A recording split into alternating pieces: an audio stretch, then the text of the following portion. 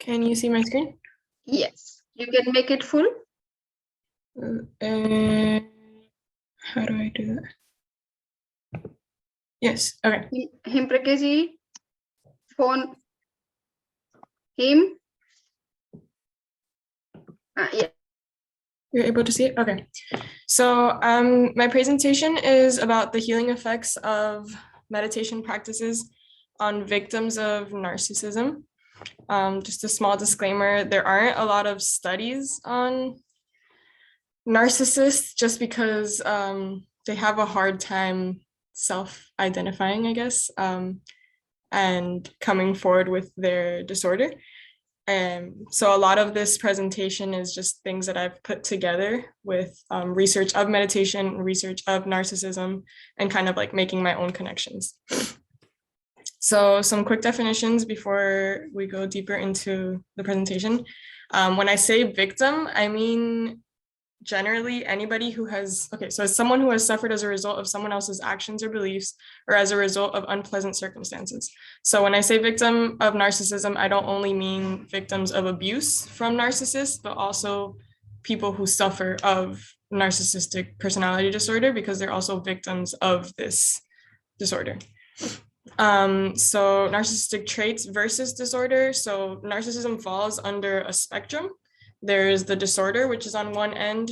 It's like the most extreme case. And then there's also narcissistic traits, which are just, that can be anybody. A lot of people can have narcissistic traits.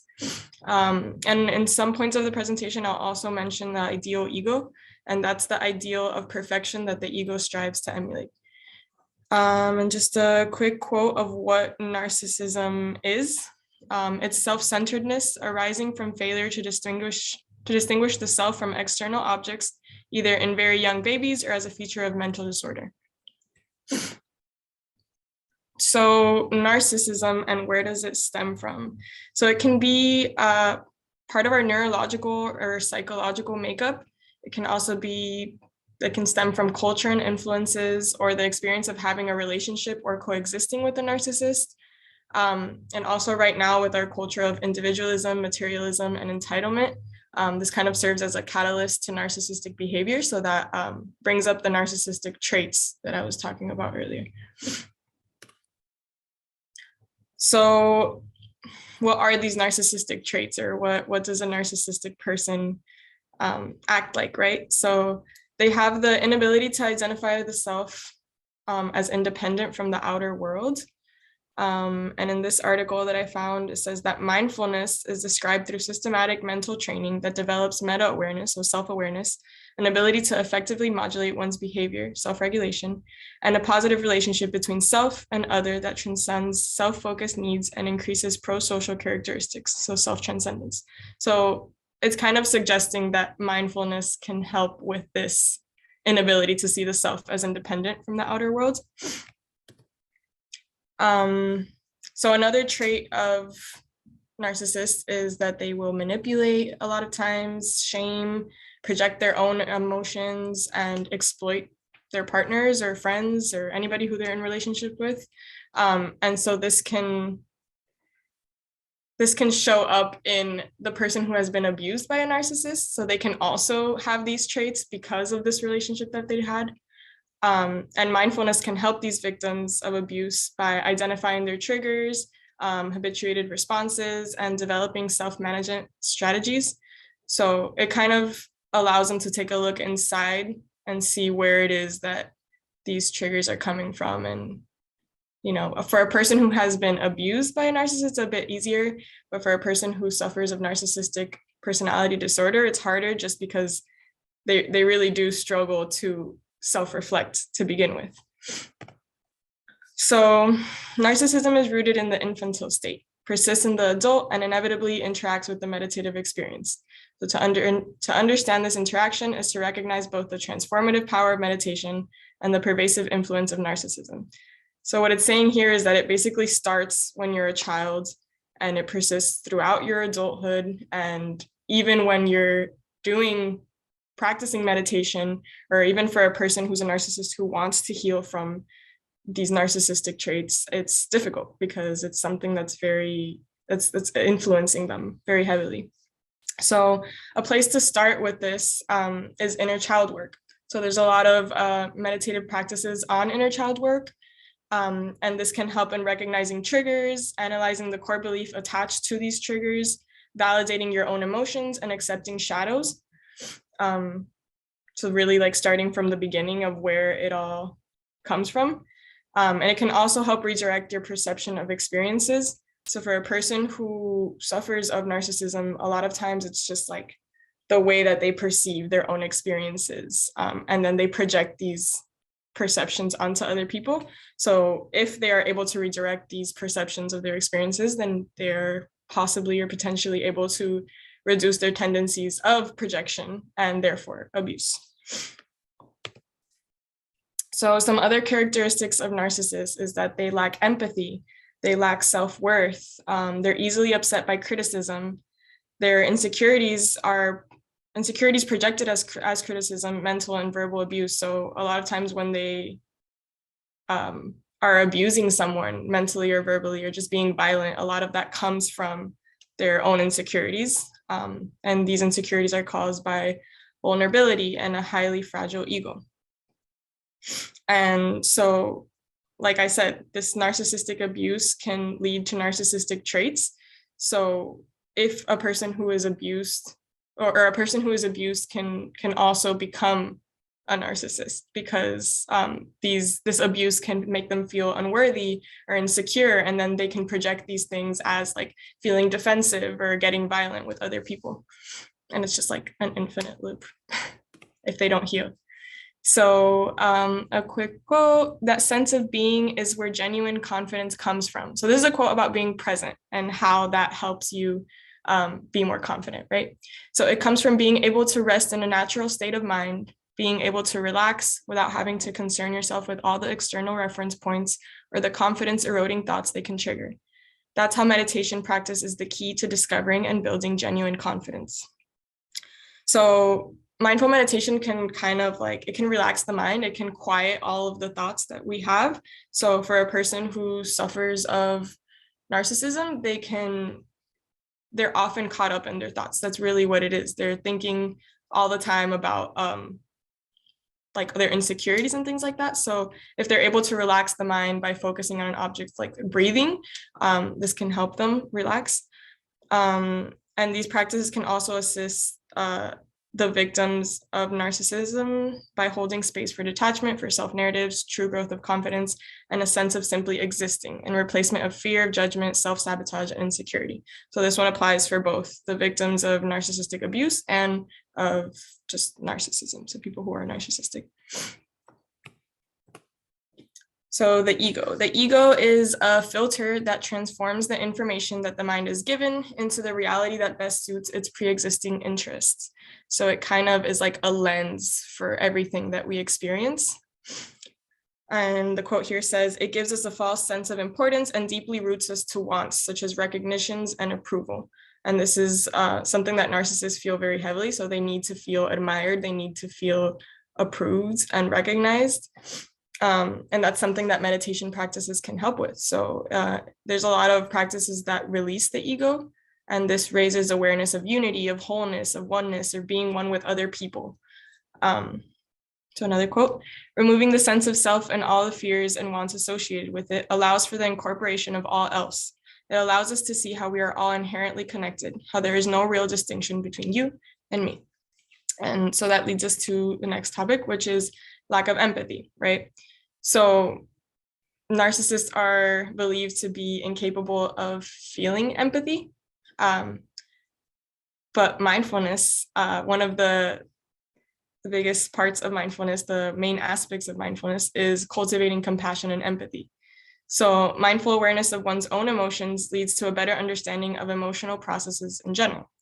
Such understanding helps people understand the emotions of others, raising empathy. So being able to look at your own emotions and do self-reflection is what allows you to understand other people's as well, right? And this is something that's difficult, again, for narcissists because they are almost incapable of self-reflecting. So there is a difference there's a study that they did, live science news study. So they took the brains, they did they did magnetic resonance imaging to scan the brains of 34 people, including 17 individuals who suffer from narcissistic personality disorder. And they found that the pathological narcissists have less gray matter in a part of their cerebral cortex called the left anterior insula. And so this part of the brain is also what is connected to the regulation of emotions and generation of compassion and empathy. And so there's been other studies showing the results of meditation, and it shows that in experienced meditators, practicing mindfulness meditation activates the prefrontal cortex, anterior cingulate cortex, and anterior insula. So these are all areas that are part of the core network activated during empathy.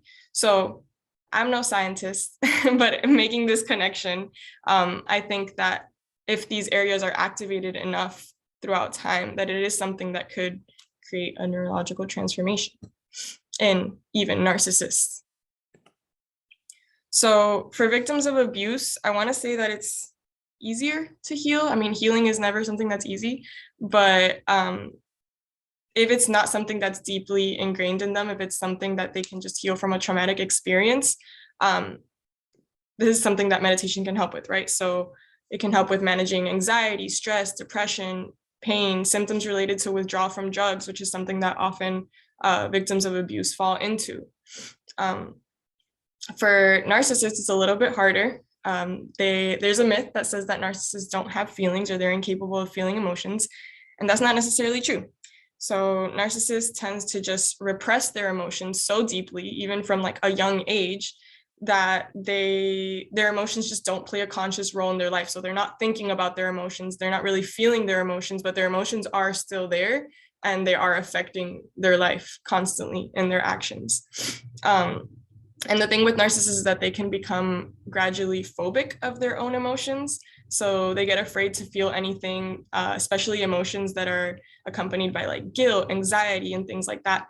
And that's dangerous for situations like this, because meditation and introspection often leads to anxious feelings, and you have to like face your fears in order to heal from them. So it's very difficult for narcissists to heal. So yeah, they often require deep introspection. Meditative experiences also directly challenge the ideal ego, which I was mentioning before. So this idea of like wanting to be perfect. And this is something that has been ingrained in a narcissist's mind since they were kids. And the ego here is being exposed as impermanent. So there's all these practices to let go of the ego. And this is very like groundbreaking for a narcissist who has like clinged on to their ego. Their ego is their entire like existence for them.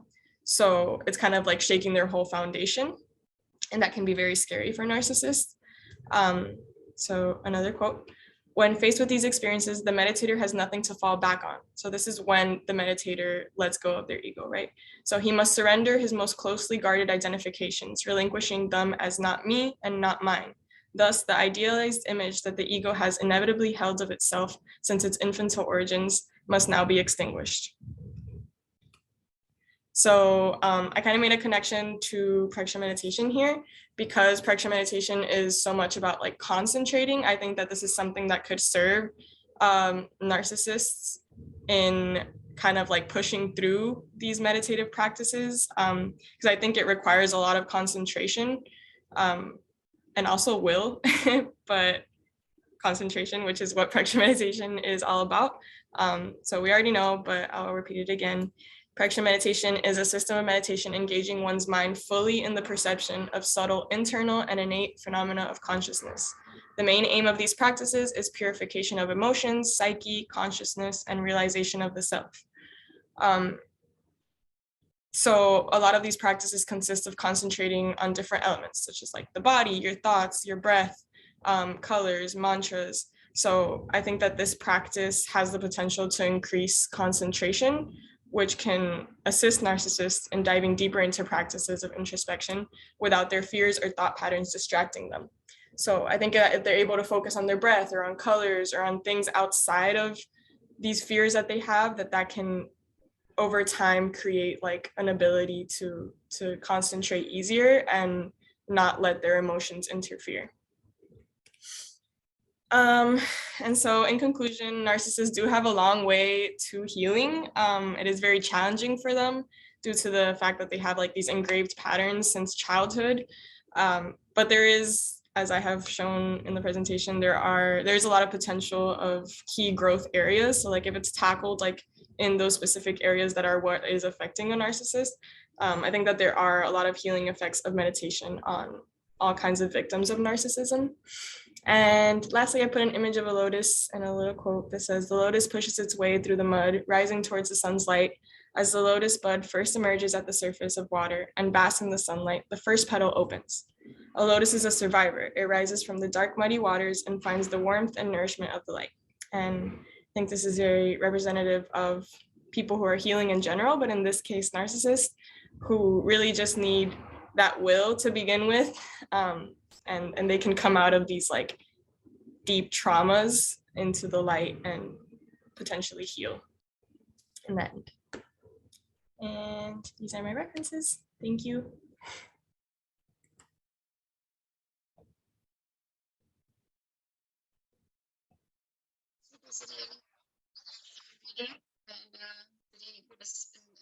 Presentation based on so many studies.